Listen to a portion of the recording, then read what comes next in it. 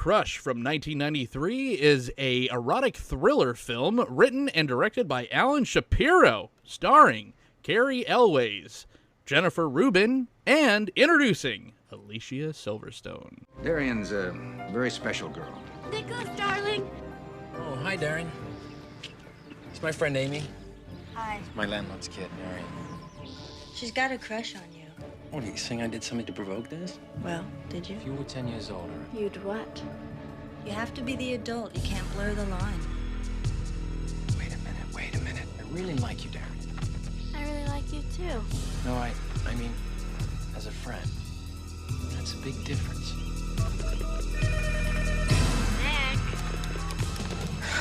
Nick, pick up the phone. Nick! Marion! What are you doing? Making lemonade. Stop it! I mean, she's crazy. She's the one you want to look up. The Crush. Welcome back to the Cult of Films. I'm John, the host, and I'm here with Coleman Yeti. Oh, John. Are you surprised to see me, Coleman? Hey, man. How are you doing? Yeah. The body wasn't even cold. That's all I gotta say. The body wasn't even cold. Yeah. Well, I'm really glad to have you back. Coleman, why are we talking about The Crush? We are talking about The Crush because it is an awesome movie. Oh, I not the movie. I meant my feelings towards you. Oh, because the more I abuse you, the more you keep coming back. Yes. As crushes tend to work. But yes, I guess there was a movie written and directed by one Alan Shapiro. Good luck trying to find any more work from him. This was basically an autobiographical account of his real life experience. This guy kind of went through this. But yeah, like you said, you kind of buried the lead, but you kind of liked this film. So tell me what you liked about The Crush.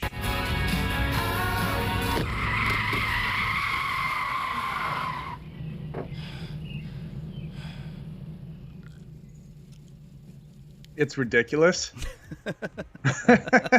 I had no idea it was semi-autobiographical, but it starts off slow, and it's even like more sad that it's kind of autobiographical, because it's one of those movies that in the beginning I'm like screaming at the screen like, what are you doing, idiot? Yeah. Because it's about this 28-year-old man who befriends a 14-year-old girl who has a massive crush on him, if you will. Right. Right. She pursues him very hard, but he doesn't push her away, as you should do with a 14-year-old girl that has a crush on you. Right. He like goes places with her alone, and like goes and talks to her and lets her in his house and all this stuff that you shouldn't do with an underage girl. You could almost say that he provokes this situation a little bit. Certainly so, to the point that she drags him off and they kiss somewhere in a place.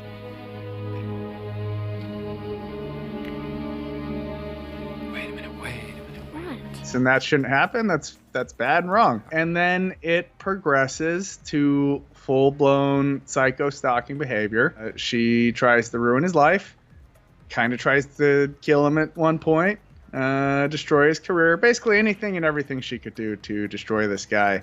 And that's where it gets fun. It's absolutely where it gets fun. Although I think it's fun it's fun to see the destruction of this guy and to see his bad choices throughout. Because Cary Elwes is probably, it's like him and Bruce Campbell are probably the most charismatic people. Maybe Nathan Fillion too, but like, you gotta love freaking, Wesley, right? From The Princess Bride. Right. He doesn't have an unlikable bone in his body. It is very cringy almost to watch this in 2021, knowing, this is post-Me Too movement and all that. But this goes beyond that. The fact that he even does anything else, and again, this is from 2021 eyes, like, other than, like, shake her hand and be like, pat her on the head, hey, nice little girl, here's an apple, I'm gonna go away now. is Yeah. cringy as fuck. Like you said, very good movie, critically panned. Everyone fucking hated this movie. It only cost $6 million, and it showed. However, it did make $13 million. But why do you think that people at the time, back in 93, didn't like this film? Okay, I would not call this a good movie. Mm-hmm. I would call it a movie that I enjoyed. Sure. It checks all the cult film boxes, right? Right. Terrible acting. Adrian! What are you doing?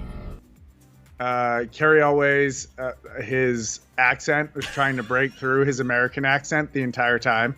Yeah. That's a whole 30 minutes of this podcast. We can talk about Carrie Elway's accent. Right. Yeah. Just trying to break through the entire time. And, the main guy, the boss man, was kind of English-ish or whatever. I don't know why he didn't just stick with that. Yeah. Drunk Scottish guy's Alicia... just like, I'm just going to do an English accent. Fuck it.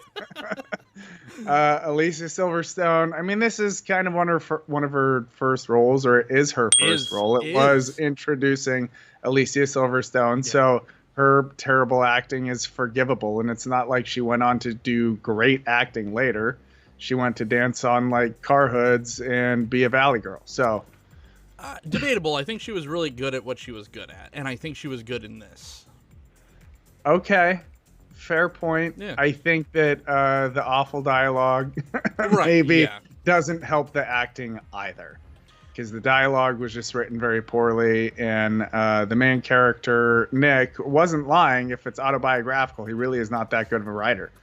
Sure, right. Yeah, exactly. and we're going to go full spoilers. This thing is, 30-something years old, but there's, her backstory is what makes it interesting, because, his character isn't that interesting, and that's what makes it a fun movie, because we're tethered to, like, the POV character, Carrie Elway's.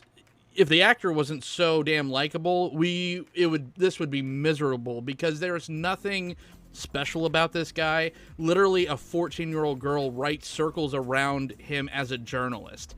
He has zero talent in his body. He likes this horrible car that no one else likes, that he's like super stoked that he restored, and he is just an average How dare you, person. sir? That was my first car. Was it the really? exact same thing, except I had the pickup version of it. Amazing. That's amazing. So you really got the feels when you saw Oh, yeah. That Falcon hit me right in the heartstrings. Yeah, and she's like, early on in the movie, she's like, "Can you take me a ride on the Falcon?" When it was a piece of shit, too, before restoration. In the Valkyrie. The Valkyrie, yeah. That's when you found a ride or die. However, she was still in diapers.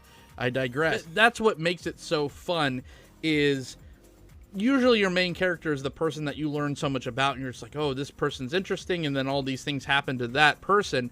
But it's really the story of Adrian, and I put that in air quotes because I have a lot to talk about that later. I like you, Adrian. I really like you, Darren.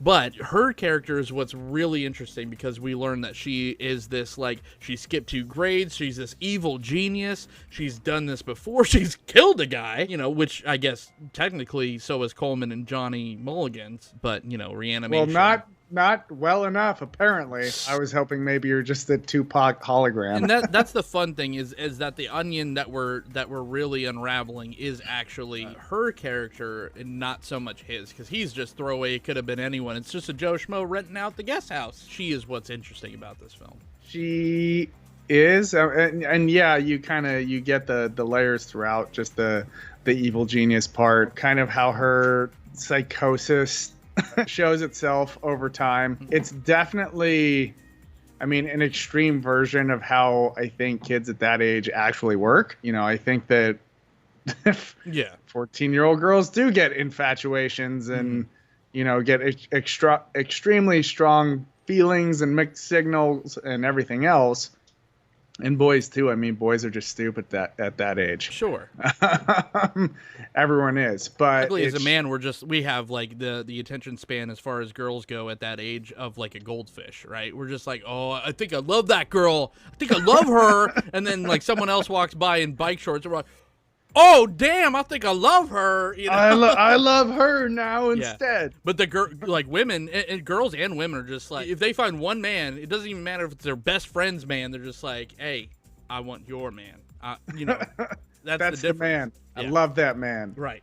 Yeah. So it's really just an extreme version of that, and how all of that plays out throughout the movie. Sure. And her pattern of fixating on one guy. I'm really sad there was never a sequel. It's kind of a normal feeling that, you know, girls and boys at that age kind of go through, taken to its inevitable conclusion in the extreme, where even the character of Amy, his girlfriend, played by Jennifer Rubin, you know, is trying to, at first at least, actually throughout the movie, kind of take Adrian under her wing and be like, listen, I get it. I was your age once too. And she even goes to Nick and she's just like, you know, I was that age. You got to let her down slowly and get out, you know, just be like, here's the boundary.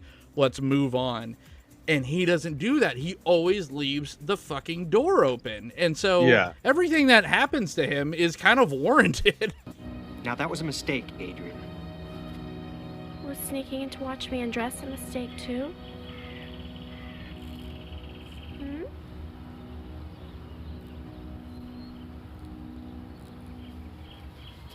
Yeah, you get this feeling throughout in watching it, just like, hey man, like, you needed to be harsh and push that shit away. Right. And like with the girlfriend Amy, I was kind of wondering throughout, you know, why didn't she read bigger red flags? Like, yeah, she did say, okay, you need to like break it off and end it, whatever.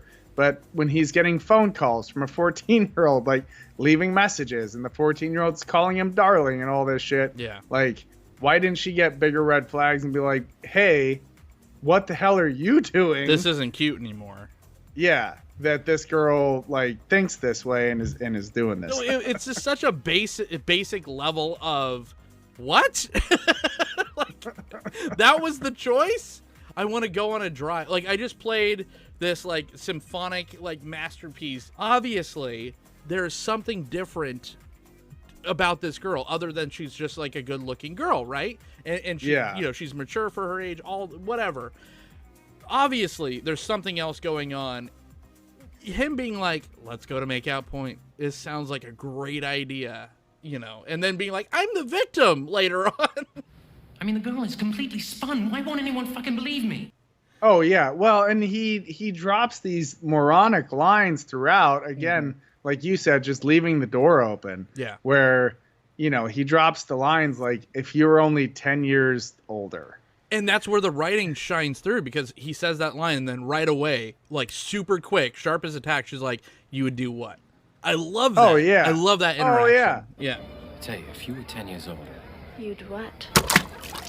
Yeah. And it's not like in life, it's not a bad thought or line in the right age groups. Like Yeah. I can see that when if I say you're 28 and I'm 38 and I just you know, it's not, or you're 28 and I'm 48. Yeah. Like if you were 10 years older or 20 years older, whatever it is, you know, it's different than, you know, if only you weren't still a child. Right. Yeah. And you, after all that, it's all a given, right? But you never mess with Red's kids from That 70s Show, right? Like Kurtwood Smith, or, you know, if you want to go a little bit further back, like people our age, the RoboCop guy, you know, Kurtwood Smith is, you don't fuck with his daughter. And he says as much. I love his character because he has that little interaction with Nick up in the attic. And he's talking to him. He's just like, you know, he just grabs that like Leatherman, or not Leatherman, but that vice grip or whatever. He's like, you know what I mean? I'm gonna grab his nuts, and he's like, rip off that little boner. Yeah. Yeah, and it was an interesting scene because you were kind of wondering, like, did he have an inkling? And I don't think he did, but it's still kind of like that feeling in the air. Right. Like, you know, he didn't seem too surprised that he was in his house. And I mean, the boundaries in this movie are just atrocious. Sure. No one has any personal boundaries. Right. Everyone just walks into everybody's house. Dude that's renting the guest house is opening the door. And he's like, hey, can you help me with my groceries? Yeah. Right. Can you just help me take some stuff upstairs? But then he has, the whole conversation about breaking someone's dick off. So, Right. you have to wonder if it's a warning. Right. Or just a hypothetical. If this happened, this is what I would do. I mean, if that's the stuff, if we're to believe that Adrian is a super genius and he's the stock, right? Like that's the same family. Maybe he was always like a couple steps ahead, giving that warning. It's like, Nick's a good-looking guy. He's 28 years old, but I have a good look. He's just like my daughter just developed physically completely over the last year. Let me give you a warning shot, motherfucker. A good-looking guy and Carrie Elways with the glasses does not look unlike Mr. Johnny Mulligans a little bit. Oh my God, he is a pervert. We just confirmed it here first. I feel like I've teased enough. Let's talk about the technical aspects of this film, because this is why, and I'll answer the question that I asked you earlier about why I think that this didn't work. And you can't talk about The Crush without talking about the atrocious ADR. This is Italian movie style ADR job. It is so poor. And this is the reason why. So the director and writer of the film, Alan Shapiro, he wrote this film, and Alicia Silverstone's character was named Darian. But the problem was, the real life person that he adapted this for was named Darian. So she took him to court, sued his ass. Jesus. So they had to retroactively take all of the home media versions of this movie and dub in Adrian instead of Darian. Look at that. Part of a lawsuit. Did Adrian ever tell you about a guy named Rick? Adrian! No, Adrian! Adrian!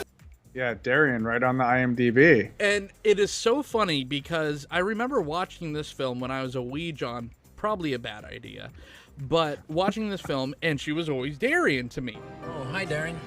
Right? Like, because we had an early VHS copy of this. I think my sister actually took me to the theater to see this. No wonder how I turned out the way I did. But for real. But she is always Darian. So when I watch newer versions of this and it's just like Adrian, I'm like, what the fuck? And then I did a little research and I found out why it was changed. But they didn't even care to re-edit it as far as like the video portion. They only dubbed in Adrian over Darian, because you'll see where it's like the morning after and Jennifer Rubin's character Amy is doing like the walk of shame to her Jeep.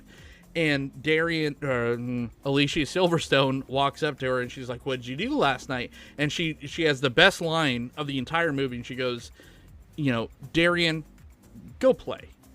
Because she's a little kid. I love that line. It's such a walk-off, like, fucking mic drop. And then she, like, punks her out the window. Yeah, that was great. It's so great, right? If you look at the redub, which, we just saw today. Yeah. She's not moving her lips, so it looks like a fucking Godzilla movie. That I hadn't even noticed because I was too busy taking notes. Sure. So I did miss that part, and like all of the dialogue was just so bad that Yeah. I didn't notice. I didn't catch it. But I would like to mention I don't understand how he kept talking to this, again, 14-year-old when he had this total 80s babe. Yeah. That he was like starting to see. No, not just 80s babe. Calvin Klein and Ford international model Jennifer Rubin. However, Alicia Silverstone does take her down a peg, and she goes, "I think Nick does like, girls with small breasts." Yeah. So good. That's why she does it a couple times. Oh, that's why I'm like, how did you not like the dialogue? Because I think the dialogue is so fucking sharp in this. It's just not natural. Okay. Like, yes, there's fun cutting lines. Yeah. But it's written in a very unnatural way. I'll give you that. It's not typically conversational. It's not like me calling you a piece of shit and how that plays into all the other jokes that have been made previously on previous episodes. Right. Well earned, might I add. But, however, yes, I will give you that. It does feel written. It doesn't feel natural. It's not like a Judd Apatow, like, Friends riffing off each other like a super bad or something, where you're just like, oh, I've had these conversations with my friends on a day-to-day basis. I still do, right? Yeah, this does feel scripted. But if you're gonna feel scripted, be quippy, be sharp, and I think this does. I think the reactions are good. Yes, you're yelling at him for making dumb decisions, but like, he's a dumb guy. He's not a smart person, and so that's why he immediately gets like godsmacked and gets comeuppance constantly. He sneaks into the house because he's looking for the picture of his grandfather, right? So what does this dolt do? Well, he goes upstairs and hides in a 14-year-old girl's closet after he sees that she's taking a shower. What the fuck do you think is going to happen? One more thing. This movie has to win some kind of Guinness World Records for stunt butts, because none of the butts that we see in this film belong to the asses of the actors. Well, I hope not in the case of Alicia Silverstone, because she was 16 or 17 when this was filmed. Right. As far as Carrie Elways, show your butt, dude. You really that ashamed of your butt? Come on, man. You're Wesley. Like, every girl wants to fuck you anyways, right? Like, you wore tights. We basically saw it in the tights. We know what's going on. I did like did you catch the one Princess Bride nod in here? There was one. What was it? Her horse's name was Buttercup. Oh, I missed that. Yes. Okay. Yes. Was it Princess Buttercup? It was not. There's a lot of shit to be given. There's so many flaws in the fundamentals. There's the scene where he's perving on her through the blinds. Great scene. And she's sitting there in that great, like, early, like, 90s rap song. And it's, like, panning up. And it's so creepy because she's so young. But it's, like, panning up. And she knows that he's looking at her.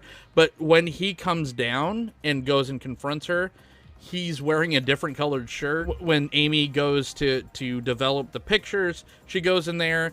Darian locks the door. When Amy tries to escape, she goes for the knob, and the knob doesn't turn, but it's a padlock. So right on the outside. Exactly. There's all these horrible, and again, not to mention the atrocious ADR, the worst ADR that you'll ever see in American film, past like 1960s. So there's a lot of shit to give this film, but I gotta say, I love the way it's written. I love the plot. It's one of those things where it's just like, yeah, if the fundamentals aren't there, then your script's got to be good, and I think the script kind of fucks in this instance. For what it is. We'll say for what it is. I would like to go back to just the inconsistencies, and this is a different kind of inconsistency, but going back to the, like, her in the darkroom scene. Sure. They have that whole scene earlier on where they talk about, Amy is talking about the bees. No, not the bees! Not the bees! Ah! Oh, my eyes! Eyes! Ah! And Adrian corrects her and talks about the wasps, yellow jackets, whatever. Those aren't fucking wasps. They go to piss you off. Yeah. The bees she puts in to the darkroom are fucking honeybees. She puts honeybees in out of a wasp's nest. She dumps honeybees into the darkroom. And I don't know why. Yeah. I mean, because they used real bees, I guess, and they're not as angry. I don't know, but well, the zoom in on Amy's hand trying to get out again, trying to get rid of, get out of the padlock, but it's like, oh, someone locked this door, and you could see the glue that they stuck these fake bees on.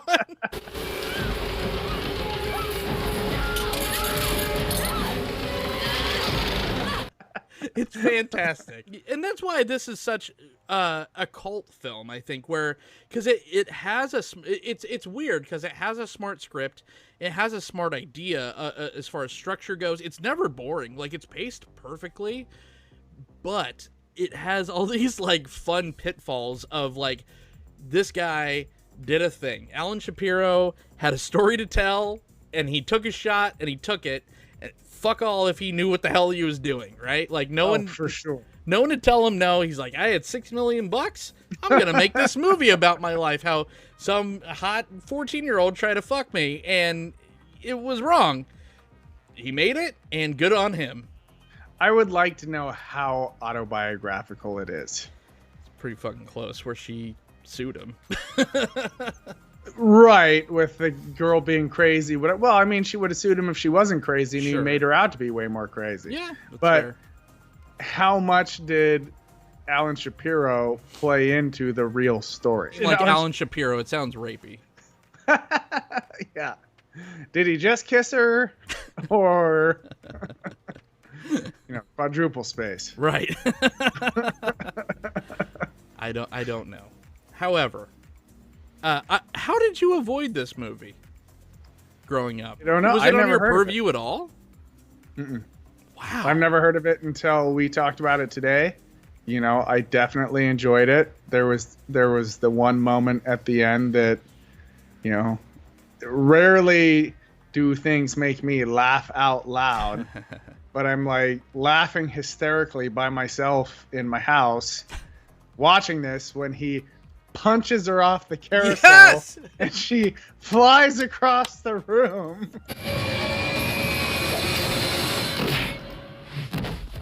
It's one of those movies that it felt like it was made to be pretty serious. It was just terribly done. Right. And that was a moment that made it felt like it wasn't supposed to be serious, but at the same time, it still just kind of feels like it was a dumb decision made in a movie that was supposed to be serious. Like, yes, if I punched her, she would fly across the room. Clearly, because I'm such a superior male specimen. Right, yeah. It was his wet dream at that moment, right? That was more therapy for one Alan Shapiro than anything that really probably happened in real life. That was, he dreamed of that moment every day since these events took place, which were probably pretty tame, I would assume. I think this whole thing is probably this guy's like wet dream of revenge against this child. And who knows, like, if Cary Elwes, we think he's kind of pervy in this, who knows what the fuck really happened or what kind of doors were really open, in real life. That's what I'm saying. What really happened? And she sued him. I just like that we're taking this opportunity to say, fuck you, Alan Shapiro. You're a super perv. I'm going to assume that you don't want him on the show. That's right. And his moments of sitting there going, yes, Robin Hood, punch her across the room. As you wish. He's going to be like, I finally was going to get invited on the Cult of Films. Fuck you, perv. These guys suck. Yeah. Oh, man. I am so happy. These are the type of films that I do the show for. I'm not even being hyperbolic. Like, I love sharing a favorite movie of mine because this was part of the hard rotation. Seriously, when I was a younger John, and I'm so happy that I got to share it with you and that you enjoy it. Like, this is why this show exists, because I get to share these gems of, this was pre-Blockbuster years too. So, I mean, this was just something I was watching as a kid. This was a babysitter of mine, and I get to share it with you. So this is what makes me love this show so much. So why was this so heavily in your rotation? I mean, the kind of movie it is, like, it's not a kid's movie. Yeah. Based on everything we've just said, yes, as adults, it's hilarious to watch this movie and scream at it and laugh at it and, enjoy it for the terribleness that it is. Right. But as a kid, why was it like, it's not kid terrible, you know? Right. I have a sister that's 10 years older than I am.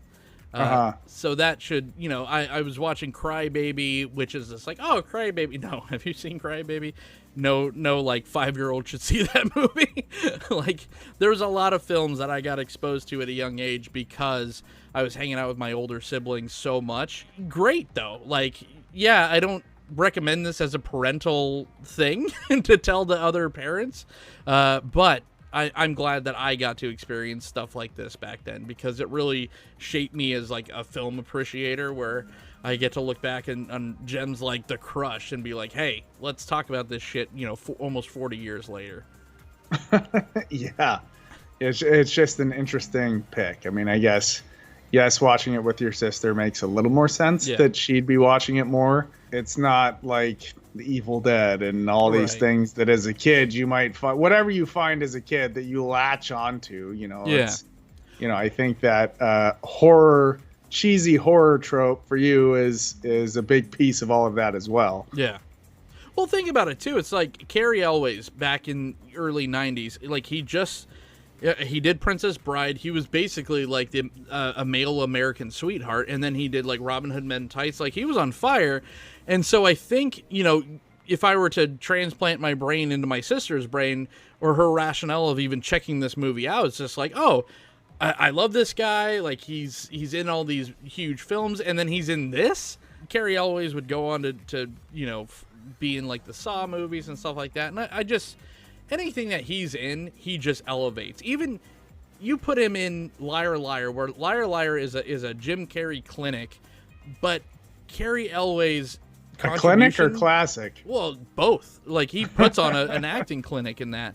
Big rubber band around it. It'll be great. Hey, great gift, Dad. Thanks, son. He's just such a good actor and so likable, and he just wasn't in a ton of stuff. So this is, if you're a Cary Elwes fan, you know, we're skipping to the who would we recommend this for, definitely check it out, because he's awful in this, but great at the same time. I would say if you really enjoy the Cary Elwes movies where he plays an American, and you want to see him really trying to learn an American accent, you know, you watch this movie. Yeah. Because you can see him struggling trying to learn an accent throughout the whole movie. In real time. From scene to scene. What are you doing? Right. Yes. Coleman Yeti, would you recommend The Crush from 1993? I would recommend this film to a lot of people. I could see how this could be triggering for some people. It's the 14-year-old that's pursuing, that's doing all the awful shit to him. Although, you know, you can watch him kind of have it coming the whole time. Yeah. So yeah, I would recommend it to most people as an enjoyable film, an enjoyable bad film. Right. And then you can pick out your own pieces of why you think it's bad or what drives you crazy about it, but you can laugh throughout it and enjoy the ridiculousness that is this film. Absolutely. It's not so bad it's good as far as like a Toxic Avenger goes. This isn't just pure schlock, because I think the actors were trying, at least. I think we didn't give any shit to Jennifer Rubin because she was god-awful as Amy in this. She was the worst. But as far as everyone else's performances go, I think Cary Elwes and Alicia Silverstone, especially for how young she was, did as well of a job with the material as they could and elevated this film past just a midnight movie. It has midnight movie elements, certainly. However, I think it's competent enough to kind of stand on those legs as well. So it checks a lot of cult boxes, but it is fun, and it has a cool backstory. Like, it hits on a lot of different levels, and it's definitely something that I think people should check out if you haven't seen The Crush. So it has a cool backstory? Yeah, I think it has a cool backstory. What other, well, besides every single Harvey Weinstein film, what other backstory? It's just like the guy wrote a revenge fantasy about a minor. I just don't know it's cool because we don't know what happened with Alan Shapiro. Yeah. I hope he's dead. Anyways. That's our review from 1993's The Crush. I want to thank my co-host, Mr. Coleman Yeti, for joining me on this episode. Going down memory lane, where can everyone find you, sir? You can find me on Twitter and Instagram at Coleman Yeti. You can find me on the channel Cascade Backcountry on YouTube, occasionally going on adventures with my buddy Two Bananas Tim. And begrudgingly, you can find me here co-hosting on The Cult of Film with John, the co-host. That's right. Number 2, engage. You can find me right here at The Cult of Films. Follow us on all of your favorite podcasting sites like Spotify and iTunes.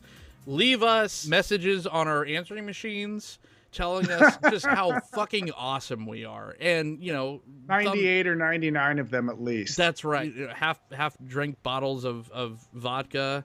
He had so much vodka in this. We didn't even mention that, but like he goes through so much shit, and then he's like, I'm gonna move. Like half the movie is him moving out of this house drinking vodka. We didn't even touch on that, but yes. Follow us, thumbs up, tell everyone we're talking about cult films, and otherwise, till next time, just pat the child on the head and walk away. And tell him to go somewhere else. Go play. Darian. Yeah, go play. Go play. Adrian, go play.